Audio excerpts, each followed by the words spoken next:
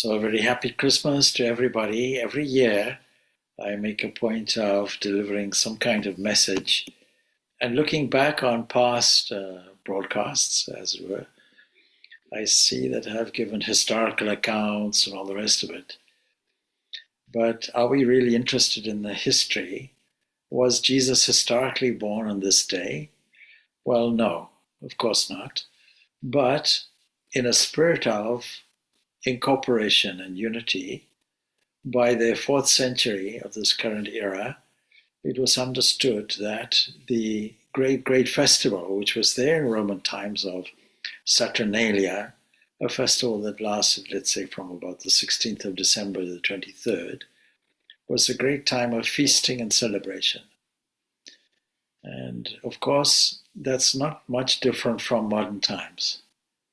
So I was mentioning earlier how there was a kind of parody where the nativity scene is there, Mary is there, baby is there, Joseph is there, wise men are there, and an angel is there telling the future, saying, in the future there'll be many songs about this event.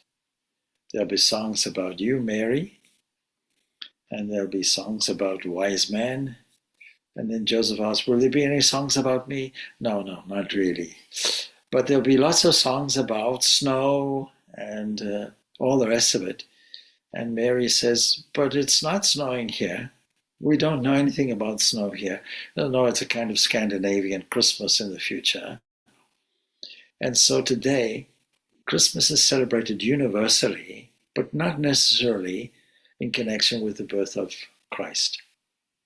There was a movement, put Christ back into Christmas.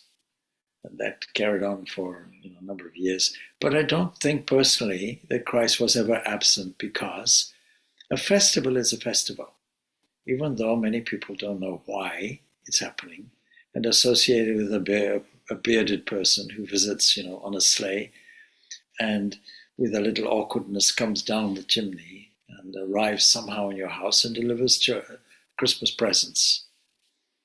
And I always mention that this mythology of Santa Claus arriving, Saint Nicholas providing presents, is a great tradition everywhere.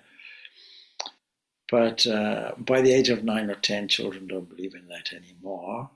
But that's not the point. The point is that it's not about a person eventually. It's about the spirit of generosity and giving. And when we read the news, we see all kinds of disturbances all over the place. People at war with each other. And there's no spirit of generosity anywhere.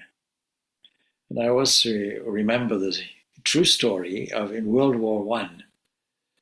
And the war starts something like in August or September. And people think it's only a few months. Actually, it lasts from 1914 to 1918, 4 years. It drags on.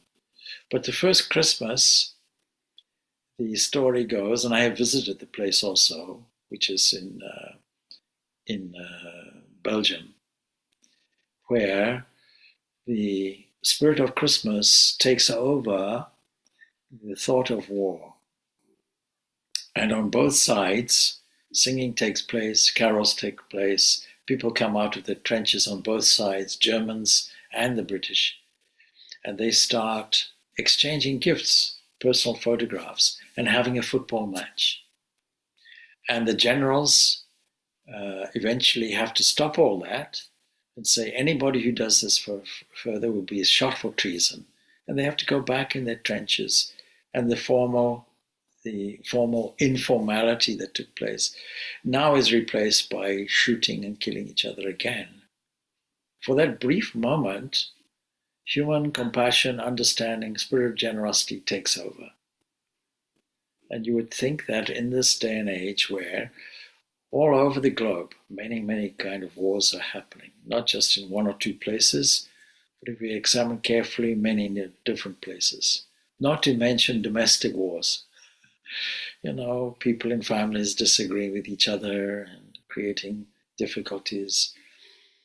So at this time, at least once a year, we could put our armaments aside and at least for this short period of time, create a spirit of generosity that transcends any personal animosity, national animosity, people bombing each other and creating displacements and refugee camps and so on. So that is really what Christmas is about. Why? Because the central figure is a figure of peace. Central figure is an incarnation of the word according to theology. But according to even Hindu theology, that occasion happens whenever there is a need for it, whenever there is a need for recreating harmony from discord.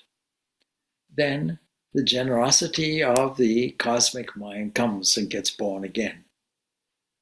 And this is what we call really the birth of the incarnation. That takes place and has the effect of lasting for thousands of years.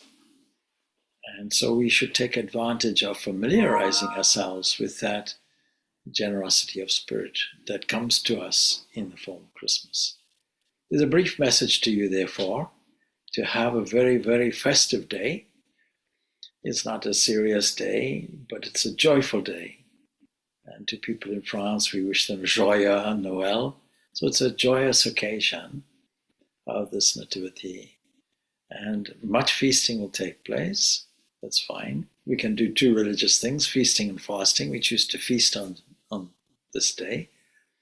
And it is full of symbolism, trees decorated, lights, decorations everywhere, particular occasions for different festivities that we don't normally get in the year. And it's become universal, just in the same way as Deepavali has also become universal.